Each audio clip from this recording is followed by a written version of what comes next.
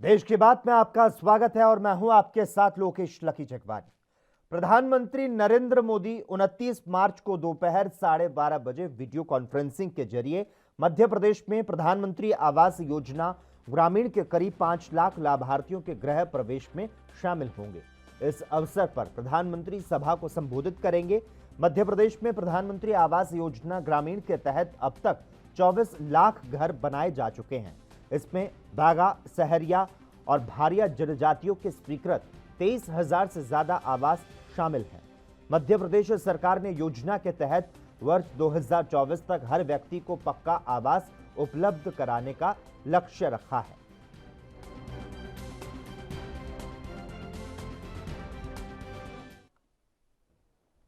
दिल्ली के deputy CM Manish Sisodia ने film the Kashmir files को लेकर भारतीय जनता पार्टी पर हमला बोला।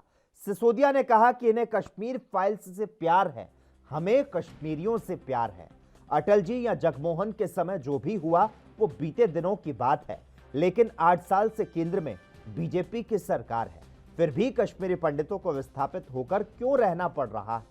उन्होंने कहा कि कश्मीरी पंडित चाहते हैं कि उनका दर्द देश समझे। वे यह नहीं चाहते कि उनके दर्द को 200 करोड़ में बेचा जाए। फिल्म ने 200 करोड़ कमा लिए हैं तो यूट्यूब पर डाल दें, जिससे त्रिलोकपुरी और कुंडली में रहने वाले आम लोग उनके दर्द को समझें।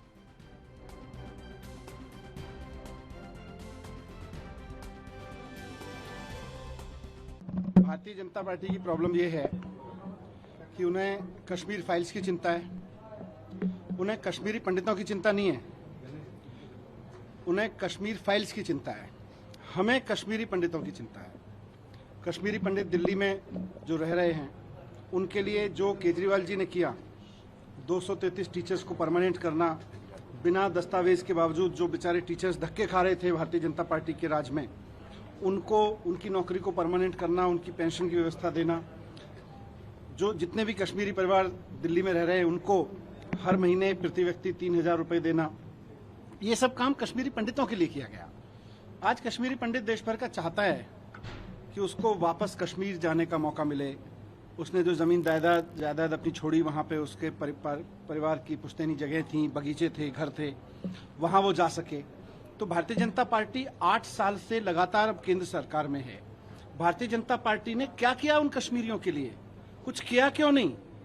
देश का कश्मीर, देश भर में रह रहा कश्मीरी आज अपने गांव में, अपने कस्बे में वापस जाके अपने बच्चों को ले जाके दिखाना चाहता है। वो चाहता है कि मैं उस जगह को रिवाइव करूं, उससे अपना संबंध रिवाइव करूं। तो भारतीय जनता पार्टी फेल रही पूरी तरह से, केंद्र सरकार पूरी तरह से फेल रही। आज केंद्र सरकार इस बात को माने, इस चर्चा से ना भागे, इन सवालों से ना भागे। हर साल आप मैनिफेस्टो में लिखते रहे हो कि हम कश्मीरियों का पुनर्वास करेंगे।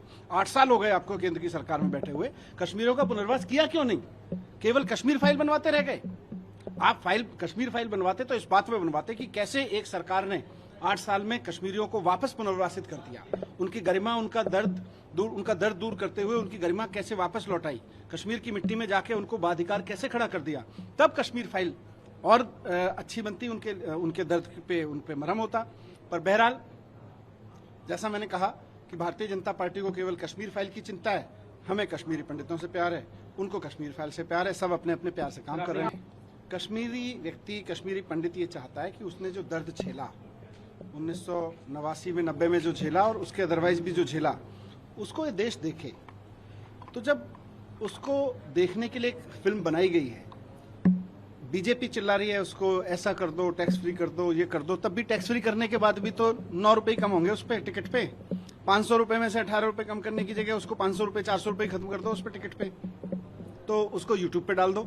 और दूसरा, जो 200 करोड़ रुपए अभी तक कमा लिए गए हैं, उस 200 करोड़ को कश्मीरी पंडितों की इतनी सारी वेलफेयर एसोसिएशंस हैं, उसमें जमा करवा दो उस 200 करोड़ रुपए को। और बीजेपी वालों ने खूब पोस्टर लगाए फिल्म के लिए, बीजेपी वालों ने खूब प्रचार किया है उस फिल्म के लिए। तो बीजेपी वालों की इतनी तो चलेगी प्रोड्यूसर के ऊपर कि वो जो 200 करोड़ रुपए कमाए गए हैं, वो कश्मीरी वेलफेयर एसोसिएशंस, कश्मीरी पंडित वेलफेयर के ऑर्गेनाइजेशंस जो हैं, उनको वो दे दिए जाएं, ताकि वो अपने वेलफेयर के लिए खर्च कर सकें, अपने घर जमीन जायदाद जो उनको वहां छूटी है। कर्नाटक में एक हिंदू दक्षिणपंथी गुट हलाल मांस की खरीद के खिलाफ अभियान शुरू करने जा रहा है। इस अभियान को लेकर कर्नाटक कांग्रेस के विधायकों की प्रतिक्रिया सुनाते हैं आपको। हमारे trade exports are billions of dollars. Malaysia palm oil आता है, यूएई के साथ हमारे संबंध अच्छे हैं। So can they do that? Like छोटे मोटे लोगों को क्यों तो ये कर रहे हो? करना है तो उधर करो, बड़े बड़े बिजनेस को मारो। तो इसलिए ये जो हो रहा है वो माहौल ठीक नहीं है। सरकार इसको काबू में रखना है। पिछले 60-70 साल से चल रहा है, 100 साल से चलते आ रहा है। उनको क्या चाहिए कि इलेक्शन है आने वाले, मेरे ख्याल से 11-12 महीने में चुनाव होने वाले हैं, तो उनको पता चल गया है कि लोगों का कॉन्फिडेंस उनके तरफ से चला गया है। एंटी फार्मर जिस तरह कर रहे हैं, एंटी पीपल, एंटी पुअर, जो रिफॉर्म्स है सब फेल हो चुके हैं और लोग इनके ऊपर, इसीलिए मेरे ख्याल से जिला पंचायत, तालुक पंचायत चुनाव करने के लिए भी डर रहे हैं। तो इसीलिए इनको इश्यू क्या मिल रहा है कि डिवाइड एंड रूल, हिंदू मुस्लिम में टेंशन हो, अगर जान जाए तो परवाह नहीं है, इंटेंशन। ये अब लोग भी जान चुके हैं, ये कितना भी कोशिश करेंगे, कितना भी, क्योंकि ये हिजाब इश्यू होने दो, अब ये स्कूल तक लेके जा रहे हैं। जो जब उनके फ्रेंड्स क्रिश्चियन भी है होते हैं, मुस्लिम भी होते हैं, सिख भी होते हैं, मगर ये डिवाइड जो करना है, हिंदू मुस्लिम सिख ईसाई हम सब है भाई भाई, ये नारा पहले से है, हम सब जो साथ हैं, जो छोटे बच्चों में ये लोग, उनके माइंड में भी ये सीड डाल रहे हैं, बीन्स डाल रहे हैं, हेट्रेड का बीज डाल रहे हैं। ये बहुत गलत है। ये कह रहे हैं कि उगादी में हलाल मीट नहीं खाना। फिर देखो ये सब क्यों इतने। उत्तर प्रदेश के विधानसभा अध्यक्ष पद के लिए सतीश महाना के लिए आज विधानसभा में अपना नामांकन पत्र दाखिल कर दिया है। उन्होंने सतीश महाना के अलावा किसी और ने नामांकन पत्र दाखिल नहीं किया, इसीलिए सतीश महाना का निर्विरोध विधानसभा अध्यक्ष चुना जाना तय माना जा रहा है। नामांकन दाखिल करने के बाद सतीश महाना ने एएनबी न्यूज से खास बातचीत में अपनी खुशी जाहिर की। से लगातार अपनी विधानसभा से विधायक चुने जा रहे सतीश महाना अब विधानसभा यानी जो 18वीं जो विधानसभा का जो गठन हुआ है उसके विधानसभा अध्यक्ष बनने जा रहे हैं। वो हमारे साथ मौजूद हैं, उनसे बातचीत करेंगे। सबसे पहले तो उनको विधानसभा अध्यक्ष निर्विरोध चुने जाने के लिए बधाई देंगे। सर, आपका निर्विरोध चुना जाना लगभग तय माना जा रहा है। सब बहुत बधाई आपको। धन्यवाद, बहुत बहुत धन्यवाद। सर, कभी सोचा था कि विधानसभा के इतने बड़े सर्वोच्च पद पर आप जाएंगे? नहीं, कभी ऐसा मन में विचार भी नहीं आया था, क्योंकि मैं तो राजनीतिक क्षेत्र का कार्यकर्ता भी 1991 से पहले नहीं था। मैं संघ का स्वयंसेवक था। भारतीय जनता पार्टी की कृपा से मेरे को उन्होंने घर से बुलाया और विधायक पद के ऊपर बैठने की जिम्मेवारी दी और मेरी जनता ने मुझे चुना। आज जिस विधानसभा में एक सदस्य के रूप में 1991 में एंट्री हुई थी, आज उसके सर्वोच्च पद के ऊपर बैठकर स्वाभाविक रूप से गर्व की अनुभूति होती है और एक जिम्मेवारी का भी एहसास होता है।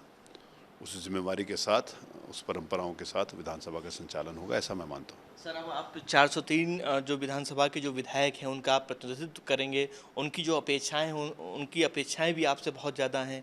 किस तरह से इसको चलाने की एक तरीका है, जो एक देखा जाता है हमेशा कि शोर शराबे हंगामे के बीच विधानसभा की जो कार्रवाई है वो नहीं चल पाती है? अभी तो बहुत जल्दी है। अभी तो मैं नामांकन भरा है। विधानसभा अध्यक्ष पद के ऊपर निर्वाचन जब संपन्न हो जाएगा तो समय और परिस्थितियों के हिसाब से सब कुछ बहुत अच्छा होगा। सर, एक देखा ये गया है कि काफ़ी लंबे समय से ये तय हो रहा था कि जो विधानसभा की जो कार्रवाई है उसको सभी प्लेटफॉर्म में लाइव दिखाया जाए, उसको तकनीक से जोड़ा जाए। उसको लेकर आपने कोई कार्य योजना बनाई है क्या? अभी बैठेंगे, देखेंगे, समझेंगे। पूरी बात जिस समय मेरे समक्ष आएगी तो उस समय उसके ऊपर विचार किया जाएगा और निश्चित रूप से टेक्नोलॉजी के हिसाब से आगे बढ़ना ही समय की मांग भी है, उसके हिसाब से। और माननीय प्रधानमंत्री जी का भी जो लक्ष्य है, जो विजन है, वो भी इसी के अनुरूप ही है, तब उसको पूरा करेंगे। सर, आपके समर्थन पत्र के लिए सभी जो दलीय नेता हैं उन्होंने आपको समर्थन दिया है, क्या कहेंगे? ये मैं सबके प्रति आभार व्यक्त करता हूँ कि सबने कृपापूर्वक मेरे नाम का समर्थन किया है। माननीय मुख्यमंत्री जी के नेतृत्व में मेरे को भारतीय जनता पार्टी ने के विधानमंडल दल ने इस बात के लिए अधिकृत किया कि मैं विधानसभा अध्यक्ष के चुनाव के लिए अधिकृत हूँ। मुख्यमंत्री जी प्रस्तावक हैं, ये मेरे लिए सौभाग्य की बात है। और साथ ही में नेता प्रतिपक्ष आदरणीय श्री अखिलेश यादव जी, नेता कांग्रेस, नेता बीएसपी, नेता सुहेलदेव पार्टी, नेता निषाद राज पार्टी, नेता अपना दल, सभी राजनीतिक दलों के नेताओं का मुझे समर्थन पत्र, मतलब मेरे प्रस्तावक बने हैं सब लोग। तो मैं सबके प्रति हृदय से आभार व्यक्त करता हूँ। धन्यवाद बातचीत करने के लिए। अब कल ही इसकी औपचारिक रूप से घोषणा हो जाएगी, क्योंकि आज 2 बजे तक का समय था जिनको अपना नामांकन दाखिल करना था, लेकिन सतीश महाना के अलावा किसी ने अपना नामांकन पत्र नहीं दाखिल किया है। अब उम्मीद यही है कि कल 3 बजे तक सतीश महाना की औपचारिक घोषणा हो जाएगी और उत्तर प्रदेश की सबसे बड़े सर्वोच्च पद के वो विधानसभा अध्यक्ष बनेंगे। कैमरा पर्सन सौरभ के साथ अंकित श्रीवास्तव, एएनबी न्यूज, लखनऊ। उत्तर प्रदेश सरकार के कैबिनेट मंत्री सुरेश खन्ना ने एएनबी न्यूज से खास बातचीत में कहा कि विधानसभा अध्यक्ष पद के लिए सतीश महाना का नामांकन दाखिल किया गया, जिसमें सभी दलों के प्रस्तावक ने अपना समर्थन दिया। विधानसभा अध्यक्ष पद के लिए सतीश महाना ने नामांकन पत्र दाखिल किया। हमारे साथ ज्यादा बातचीत करने के लिए सुरेश खन्ना जी मौजूद हैं। सर, आज नामांकन पत्र दाखिल हुआ जिसमें मुख्यमंत्री योगी आदित्यनाथ, दोनों डिप्टी सीएम, आप भी मौजूद रहे। क्या रहा पूरा मामला सर? सभी ने, विधानसभा में जितने दल हैं उन सभी ने, नेता प्रतिपक्ष के ओर से, माननीय नेता सदन की ओर से, सभी लोगों ने माननीय सतीश महाना के नामांकन पर, क्या ये माना जाए कि निर्विरोध चुना जाना तय है पूरी तरह से? संभवतः अखिलेश यादव ने भी समर्थन दिया है। अभी 2 बजे तक नामांकन का समय है, लेकिन ये लगभग तय है कि निर्विरोध निर्वाचन तय है। जो सर विपक्ष के दल थे, समाजवादी पार्टी, आरएलडी, उन्होंने भी समर्थन दिया। जी हाँ, सबने समर्थन दिया। सभी दलों ने सतीश महाना के नाम पर अपना समर्थन दे दिया है। जितने भी विपक्ष के नेता थे वो भी आज सतीश महाना के नामांकन में मौजूद थे, आए थे और उन्हें अपना समर्थन पत्र सौंपा है। कैमरा पर्सन सौरभ के साथ अंकित श्रीवास्तव, एएनबी न्यूज, लखनऊ। हाल ही में उत्तर प्रदेश सरकार के कैबिनेट मंत्री पद की शपथ लेने वाले मंत्री जयवीर सिंह ने एएनबी न्यूज से खास बातचीत की। कैबिनेट मंत्री जयवीर सिंह ने कहा कि योगी सरकार के दूसरे कार्यकाल में 140 की स्पीड से विकास कार्य किए जाएंगे। मंत्री ने कहा कि यूपी की जनता ने दोबारा बहुमत देकर सरकार की जिम्मेदारी को और बढ़ा दिया। ऐसे में विकास कार्य करने की चुनौती अब और भी ज्यादा है। समाजवादी पार्टी के गढ़ मैनपुरी में खिला फतेह करने वाले ठाकुर जयवीर सिंह को हाल ही में उत्तर प्रदेश सरकार का कैबिनेट मंत्री बनाया गया है। इस समय हमारे साथ ज़्यादा बातचीत करने के लिए मौजूद भी हैं। सर, नई जिम्मेदारी मिली है, किस तरह का योजना रहेगी?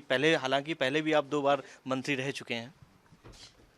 देखिए, मैनपुरी एटा इटावा फिरोजाबाद, जिसको समाजवादी पार्टी अपना गढ़ कहती है और जहाँ से हम लोग विधानसभा जीत के आ रहे हैं, वो उस मैनपुरी का संसद में प्रतिनिधित्व आदरणीय मुलायम सिंह जी करते हैं और वो उसी जिले की मेरे बगल की सीट पे करेल पे अखिलेश जी वहाँ का प्रतिनिधित्व कर रहे हैं। लेकिन हम लोग प्राय हमेशा जितने भी चुनाव रहे हैं, चाहे जिला कोऑपरेटिव बैंक के चेयरमैन के कई बार के चुनाव हों, चाहे ब्लॉक प्रमुख के चुनाव हों, चाहे एमएलए 2 बार इससे पहले हम लोग लड़े हों, सारे चुनाव इनके सगे रिश्तेदारों को हरा के मैंने जीते हैं। सगे रिश्तेदारों को, समधी, समधन, दामाद, उनको हरा के हम लोग जीते हैं। पुनः जनता ने हमें आशीर्वाद दिया है और हमें आश्वस्त करते हैं कि उस जिसको ये अपना गढ़ कहते हैं, किला कहते हैं, वो निश्चित रूप से ध्वस्त हुआ है और आने वाले कल को 2024 में पूर्णतः भारतीय जनता पार्टी का वो किला होगा। भारतीय जनता पार्टी वहाँ पे अपना वर्चस्व कायम करेगी और जीत के आएगी। कल आपने शपथ ली, आज एक बड़ा कैबिनेट का फैसला ले लिया गया। 3 महीने तक जो मुफ्त राशन योजना चल रही है उसको बढ़ा दिया गया। इसको आप किस तरह से देखते हैं? देखिए, भारतीय जनता पार्टी ने आदरणीय योगी जी के नेतृत्व में पिछले 5 साल में जिस तरह परफॉर्म किया है, चाहे वो लोक कल्याणकारी योजनाओं को लागू करने का विषय हो, चाहे प्रदेश को विकास की राह पर बढ़ाने का रास्ता हो, चाहे प्रदेश के कानून और व्यवस्था को सुदृढ़ और व्यवस्थित करने का मामला हो, सारी चीज़ों पे अब सेकंड जो हम लोगों का टेंडर शुरू हो रहा है, इसमें हम लोगों की प्रतिस्पर्धा पहले और दूसरे कार्यकाल, उससे पहले की सरकारों का तो कार्यकाल किस तरह का रहा आप भी जानते हैं, लेकिन हम लोगों की प्रतिस्पर्धा ये रहेगी कि पहले कार्यकाल से भी बेहतरीन कार्यकाल हम दूसरा करें। अपनों से अपने कार्यकाल की ही प्रतिस्पर्धा हम लोग खुद करेंगे और हम लोग प्रयास करेंगे कि जो संकल्प पत्र हम लोगों ने जारी किया है उसको पूरा लागू करके आम जनता के भलाई के।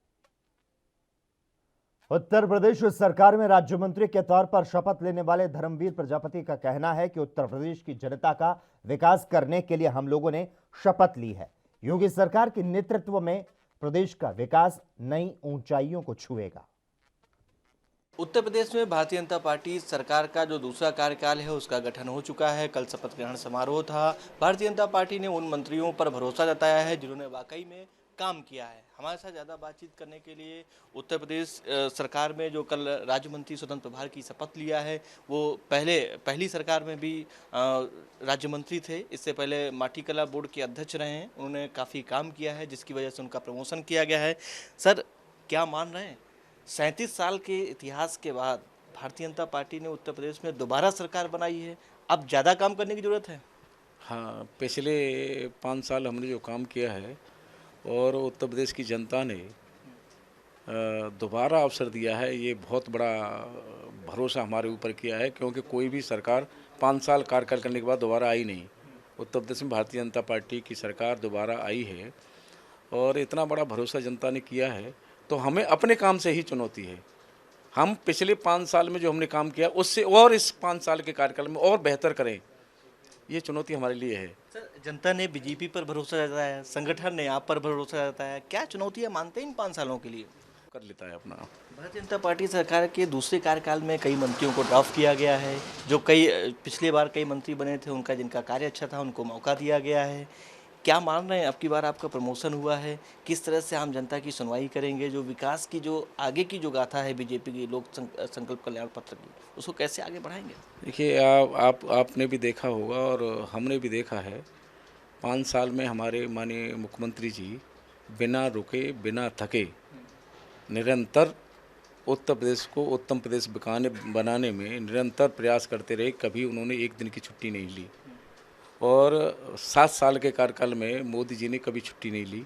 मानते हैं, आपका क्या संकल्प है कि जो चाइना का जो सामान है, चाइना का जो बाजार है, उसको उत्तर प्रदेश से पूरी तरह से समाप्त किया जाए या नहीं होना चाहिए? जब हमारे प्रधानमंत्री का सपना है लोकल फॉर वोकल, अब ये सबके लिए है, देश हित में है, देश हित में है, जनहित में है।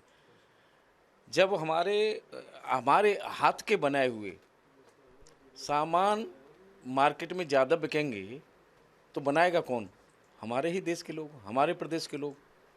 तो उनके भी उनका रोजगार बढ़ेगा, उनके उद्यम का विकास होगा, उनको इनकम का स्रोत बढ़ेगा, तो हमारा देश और प्रदेश और आमजन उन्नति करेगा। तो यही तो सपना है हम लोगों का, उत्तर प्रदेश को उत्तम बनाना, देश को आगे ले जाना, यही सपना है। तो इस पर प्रयास कर रहे हैं हम लोग। योगी सरकार में आपको बड़ी जिम्मेदारी मिली है, प्रमोशन मिला है, पहले आप राज्य मंत्री थे, अब राज्य मंत्री स्वतंत्र प्रभार हो गए हैं। आगे किस तरह से कार्य करने की योजना है आपकी? जो भी जिम्मेदारी मिलेगी, सपना है अपना कि जनहित में जो भी होगा, जितना भी हमें त्याग करना पड़ेगा समय का, हम करेंगे और जो भी जिम्मेदारी मिलेगी उसे जनहित के लिए समर्पित कर देंगे।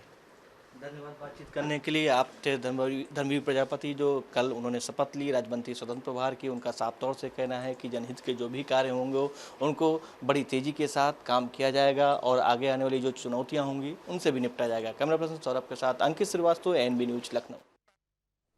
बसपा के एकमात्र विधायक उमाशंकर सिंह ने सतीश महाना के विधानसभा अध्यक्ष पद की दावेदारी को लेकर समर्थन किया।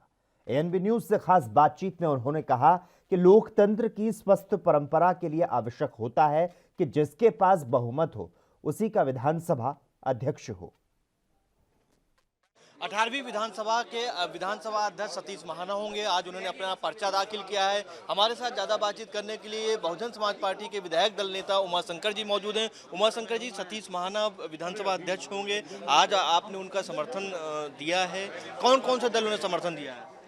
देखिए, जो मैंने जितना देखा कि लगभग सारे दल के लोगों ने, बल्कि मेरे साथ अभी वो राष्ट्रीय लोक दल के जो नेता थे वो भी बैठे थे, समाजवादी पार्टी के जो हमारे नेता हैं, नेता विरोधी दल माननीय अखिलेश जी, उनके भी समर्थन हैं, कांग्रेस ने भी किया, हम बहुजन समाज पार्टी की तरफ से भी किए। तो मुझे लगता है सत्ता के साथ जो लोग हैं, अपना दल चाहे ये निषाद राज पार्टी, ये सारे लोगों ने किया, तो निर्विरोध चुना जाना तो तय है। जब सारे लोगों ने दस्तखत कर ही दिया, हम लोगों ने, सब लोगों ने समर्थन दिया, तो फिर प्रत्याशी कौन होगा? और ये सदियों से होता आ रहा है। इसमें मुझे नहीं लगता कि इलेक्शन होता है, क्योंकि जिसकी सत्ता रहती है, पूर्ण बहुमत रहता है, उनका अध्यक्ष होते हैं। इसलिए उस परंपरा का निर्वहन में चूँकि हम सब लोग उपस्थित हुए हैं, उसमें चूँकि स्पीकर में चूँकि अब तक होता रहा है, मैं भी 3 बार से मिले हूँ, लेकिन यही होता रहा है कि जो जिसकी सत्ता रहती है उनका स्पीकर होता है, सब लोग उसका समर्थन करते हैं। स्पीकर के चुनाव में मैंने स्पीकर में इलेक्शन नहीं होता है, निर्विरोध चुना जाता है, और आज वही हुआ। तो विधानसभा अध्यक्ष एक ऐसी पोस्ट होती है जिसके जो विधायक होते हैं, क्या पक्ष क्या विपक्ष, सभी को उनको देखना होता है। आपकी जो भूमिका है वो कैसी रहेगी, आपकी उनसे क्या उम्मीद रखते हैं सतीश महाना जी से? देखिए, हमने जिनका समर्थन किया है, मैं सतीश महाना जी को लगभग मैं काफ़ी दिनों से 12 से देख रहा हूँ, और निश्चित रूप से वो उनके पास संसदीय ज्ञाता हैं, संसदीय ज्ञान है उनको, हाउस के सारे नियमों के बारे में अच्छी जानकारी है। और हमें लगता है कि हम सब, देखिए, जो विधानसभा अध्यक्ष होते हैं उनकी महत्वपूर्ण भूमिका चूँकि अपोजिशन की तरफ होती है, इसलिए कि अपोजिशन के गार्जियन वही होते हैं, अपोजिशन के संरक्षक वो होते हैं। और मुझे पूरा विश्वास है कि आदरणीय श्री सतीश महाना जी जब स्पीकर के कुर्सी पर बैठेंगे तो निश्चित रूप से हम सब अपोजिशन वालों को विशेष महत्व देंगे, और हमें सरकार के समक्ष जनता की समस्याओं को रखने का भरपूर समय देंगे, और इन्हीं सब आशा के साथ हम लोगों ने आज उनको अपना समर्थन दिया है। धन्यवाद। माना ये जा रहा है कि सतीश महाना ही अगले विधानसभा अध्यक्ष होंगे। उनका निर्विरोध चुना जाना लगभग पूरी तरह से तय माना जा रहा है, क्योंकि सभी दलों के नेताओं ने सतीश महाना के नाम पर अपनी सहमति जता दी है। कैमरा पर्सन सौरभ के साथ अंकित श्रीवास्तव, एएनबी न्यूज, लखनऊ। उत्तर प्रदेश के कुशीनगर जिले में बीजेपी की जीत का जश्न मना रहे मुस्लिम युवक बाबर की पिटाई से मौत के मामले पर जबरदस्त बवाल मचा हुआ है। इस मामले पर बीजेपी नेताओं की आ रही प्रतिक्रियाओं को सुनाते हैं। देखिए, जो भी दोषी होंगे उस पर सख्त से सख्त कार्रवाई होगी। ये जोगी जी का कानून का राज है, किसी को भी कानून से किसी तरह का भी खिलवाड़ करने का अधिकार नहीं है। जो भी व्यक्ति होगा उस पर सख्त से सख्त कार्रवाई होगी, क्योंकि जोगी जी ने उत्तर प्रदेश में एक कानून का राज स्थापित किया है, और कोई भी इसको जो है यदि कुछ गड़बड़ी करने की कोशिश करेगा तो उस पर सख्त से सख्त कार्रवाई होगी। क्या लगता है ये माहौल जो भी होगी जांच का विषय है, लेकिन सख्त से सख्त कार्रवाई होगी। देखिए, योगी जी का शासन है और कानून का शासन है, और निश्चित रूप से आप देखिएगा कि अभी इसकी जांच के जो आदेश हुए इसके बाद कड़ी कार्रवाई होगी, क्योंकि बाबा बुलडोजर जो कहा गया, वो बुलडोजर शब्द से उसका अर्थ ही यही है कि कानून की सुदृढ़ व्यवस्था, और ये मिलेगी। ऐसा कोई भी व्यक्ति बचेगा नहीं जिसने जघन्य अपराध किया है। निश्चित रूप से ये लोग पूरे चुनाव भर भी यही करते रहे, उसके पहले भी यही करते रहे। इसका प्रमाण है कि इन्होंने आतंकवादियों के समर्थकों को टिकट दिया है, इतनी बड़ी संख्या में टिकट दिया है, और ये दंगा वाली पार्टी कही जाते थे, और उसी प्रकार के वातावरण को फिर पैदा करने का प्रयास किया। लेकिन योगी जी के रहते ये संभव नहीं है, इनको परिणाम। पेट्रोल डीजल की बढ़ती कीमतों पर बोलते हुए कांग्रेस नेता प्रमोद तिवारी ने कहा कि अंतर्राष्ट्रीय बाजार में गिरावट के बावजूद भारत में पेट्रोलियम उत्पादों में मूल्य वृद्धि हुई। चुनाव खत्म, सरकार की लूट प्रारंभ। पिछले एक सप्ताह के अंदर लगभग 5 रुपए, अगर ट्रांसपोर्टेशन चार्ज और सब मिला दें, की वृद्धि हुई, और हर सुबह आंख खुलती है पेट्रोलियम पदार्थों की मूल्य वृद्धि के साथ। रूस से इनका कोटा मिल गया। कल की खबर थी अंतर्राष्ट्रीय बाजार में थोड़ी सी गिरावट आई, हल्की सी। तो अंतर्राष्ट्रीय बाजार में गिरावट, भारत की बाजार में वृद्धि, इसे मैं सरकार की लूट कहता हूं। और अगर जरूरी था तो आप में हिम्मत चुनाव के दौरान क्यों नहीं इसे बढ़ाने की पड़ी? चुनाव के दौरान इन 5 राज्यों के आप खामोश रहे, और उसके बाद आपकी लूट शुरू हो गई। मैं सीधे सीधे भारतीय जनता पार्टी की सरकार को इसका दोषी मानता हूं, और सीधे सीधे ये आम उपभोक्ता की जेब पर डाका डालकर कुछ पूंजीपति अडानी जैसे जिन तिजोरी उनके भरने का। राजस्थान के मुख्यमंत्री अशोक गहलोत ने राजस्थान के किसानों को सिंचाई ऋण सुविधा को लेकर सौगात दी है। साथ ही मुख्यमंत्री गहलोत ने पत्रकारों से बात करते हुए महंगाई के मुद्दे पर प्रतिक्रिया दी। कृषि अपना प्राथमिकता में है, होनी चाहिए, पूरे देश के अंदर होनी चाहिए।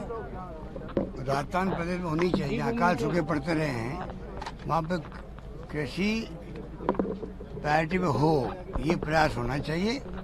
इसीलिए हमने कोई 20 साल पहले नारा दिया था, खेत का पानी खेत में, गांव का पानी गांव में इकट्ठा कैसे हो। बिना पानी कुछ नहीं हो सकता है। आज जल जीवन मिशन चल रहा है, पानी का सोर्स नहीं होगा तो गर्म पानी जाएगा कैसे? ये बहुत बड़ी प्रॉब्लम पैदा होगी। अभी से ही हर व्यक्ति को चाहिए कि पानी बचाने का काम करे। पुराने ज़माने में घरों में टाँके होते थे, और बरसात का पानी इकट्ठा होता था, उसको पालर पानी कहते थे। साल भर पीने का काम आता था, वो जमाना भी देखा हमने। तो मैं समझता हूँ कि अभी कृषि का अलग बजट पेश किया, किसानों के लिए अलग छूट दी हमने, उनके कर्जे माफ़ किए। पहले करीब 14,000 करोड़ रुपए के हम लोगों ने, 20 लाख किसानों को फ़ायदा मिला, तो कोई कमी नहीं रखी। बिजली के बिल उनको कम हो गए, अब तो करीब 5.5 लाख किसानों को बिजली बिल आ ही नहीं रहा है, क्योंकि हमने 1,000 रुपये प्रति महीना उनको अनुदान दिया है उसके लिए। तो कोशिश कर रहे हैं कि बूंद बूंद खेती हो, फव्वारा खेती हो, जिससे कि पानी बचे। तो चारों ओर से हम लोग लगे हुए हैं। यही तो मैं कह रहा हूँ आपको, विपक्ष के नेताओं को मैंने कहा है कि खाली आप वक्तव्य देते हो, तो आरोप लगा दो सरकार पर, इसकी बजाय कम से कम आप हमारे साथ चलो, प्रधानमंत्री महोदय से मिलते हैं। ERCP जो हमारी योजना है पूरी राजस्थान के लिए 13 जिलों की, वहाँ सिंचाई भी होगी, पीने के पानी में आएगा। उनको पूरा करने के लिए राष्ट्रीय योजना घोषित करवाओ उसको। प्रधानमंत्री ने वादा किया था जयपुर में अजमेर की मीटिंगों के अंदर, तो ये तमाम दबाव में डाल रहे हैं। तो मुझे अफसोस होता है कि कोई वादा किया प्रधानमंत्री जी ने, उसके बाद में ये राष्ट्रीय परियोजना 16 है देश के अंदर, तो 17वीं करने में क्या तकलीफ आ रही है? तकलीफ में लोग आप पीने के पानी नहीं, खारा पानी है, अकाल सूखे पड़ते थे, अभी भी गाँव के अंदर तकलीफ पीने के पानी को लेके। तो ये तमाम बातें हमारे दिमाग के अंदर, उसको लेकर हम आगे बढ़ेंगे। जब जनता का मूड बदलेगा ना, आज महंगाई बहुत भयंकर है, बेरोजगारी तो हाहाकार मचा हुआ देश के नौजवानों के अंदर, उनको एहसास हो जाएगा खाली ये हिंदुत्व की और राष्ट्रवाद की बात करके लोगों को भरमा रहे हैं, इनकी बातों में दम नहीं है, शासन नहीं कर रहे, खाली वोट लेने के लिए हिंदुत्व की बात करते हैं, वोट लेने के लिए राष्ट्रवाद की बात करते हैं। क्या हम लोग राष्ट्रवादी नहीं है क्या? देशवासी राष्ट्रवादी नहीं है क्या? इनकी पोल खुलेगी तब झटका लगे तो मालूम पड़ेगा इन लोगों को। 5 राज्यों के चुनाव के बाद इन्होंने पेट्रोल डीजल के दाम फिर एकदम बहुत, वो तो छोटा, वो पहले हम लोग कह रहे थे चुनाव में 125 दिन तक इन्होंने दाम नहीं बढ़ाए। पहले भविष्यवाणी हो रही थी, जैसे चुनाव खत्म हुए नहीं और ये दाम बढ़ाने लगेंगे, आप देख रहे हो दाम बढ़ने लग गए। जनता इन बातों को समझती है, इनकी कथनी में करने में कितना बड़ा अंतर है। समय आने पर इनको झटका देगी जनता, इस समझ नहीं।